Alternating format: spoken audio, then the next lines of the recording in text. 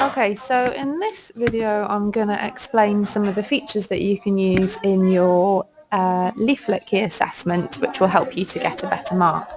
So this is a leaflet which is about Sky, so it's trying to persuade people to go to Sky, but it's also giving you quite a bit of information and a bit of description. Okay, so you'll notice that the leaflet is being divided up into days. It's a good idea to do an itinerary style key assessment because it will allow you to go into a little bit more depth. Okay. Now notice that the type of tone that it uses is it tries to attract the reader by referring to them. So it uses the word your, for example, okay, and it's quite commanding with the way that the tone that it uses. Start your itinerary. It's almost as if you've already made the decision to go there. It's got sort of a tone behind it, which means that there's sort of a gentle sort of suggestion, so if time allows. So it's the idea that the holiday is going to be relaxing as well. It's got words like little phrases like Inverness boasts. So that's a good little turn of phrase to use in your own writing. Okay. And then you've got lots of descriptive language as well, and words like magnificent introduction. It's called the backbone of Scotland, a metaphor there to describe sort of the shape of the island. Again, we've got this tone of on the way to the island's main town of Portree, why not stop off at Broadford? So you've got again that tone of gentle suggestion, which makes this sound like a rather relaxing trip. Then as we move on, again, you've got sort of the subheadings day 2, and I would suggest that you use those subheadings and do it in an itinerary style.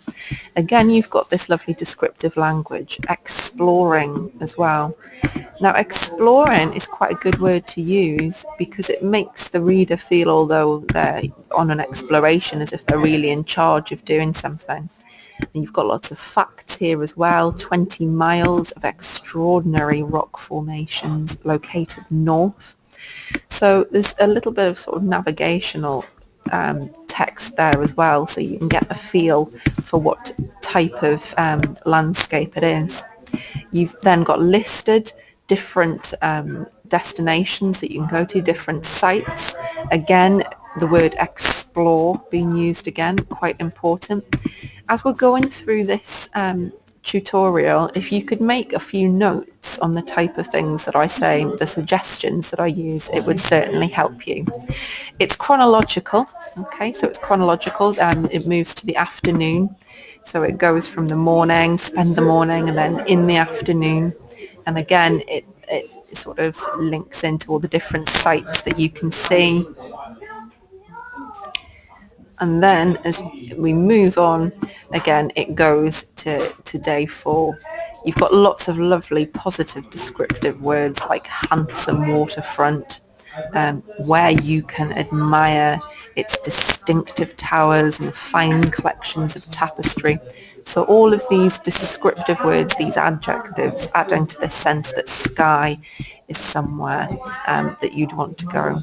And again, the bus journey to Glasgow takes less than 2 hours. All these sort of gentle turns of phrase which make it sound, although that it's going to be quite a leisurely trip, and it's not going to be something where, there's a lot of information packed in there, but it's not going to be something that's going to be hectic. It's going to be something, well, perhaps you can do this, or perhaps you can do that. It's open to suggestion, and it's up to you what you want to do. Okay, so just to summarize, I would suggest doing your leaflet in an itinerary style, or having part of your leaflet as an itinerary where you go through day 1, 2, 3 and 4 of a tour would definitely help. Okay, thank you.